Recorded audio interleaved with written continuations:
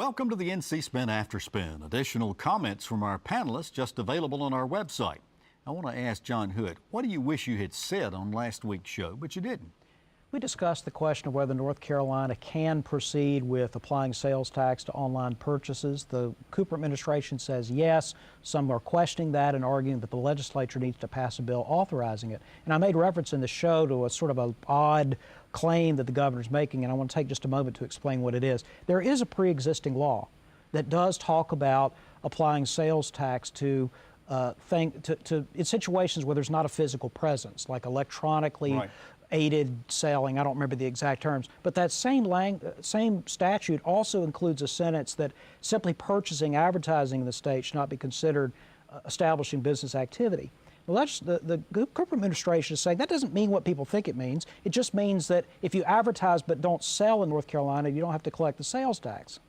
Well, that's a really odd thing for any lawmaker to have ever enacted. How could you possibly collect a sales tax if there's no sale?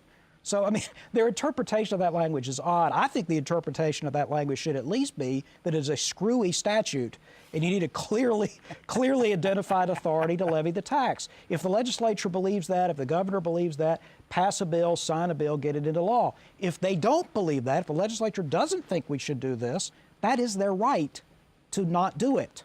Now, the legislature comes back into special session, what is it, November 9th? Right after the election. Do you suspect this will come up then? It's possible, but you know, I suppose if the governor does this and no one challenges them in court, they'll just do it. And honestly, I understand this. The General Assembly might not be crazy about having to pass a bill to authorize these taxes. But some are saying this is a separation of powers issue again. It is, again. and the legislature, this is sort of like the governor. I don't like the fact the governor can sign a bill or veto a bill or do nothing. I think the governor needs to choose a side on a bill. And similarly here, the legislature needs to vote this up or down, not just sort of hope that somebody else will take care of it. Well, we're going to choose the side of thanking you for watching the After Spin, and we'll have more video all during the week on ncspin.com.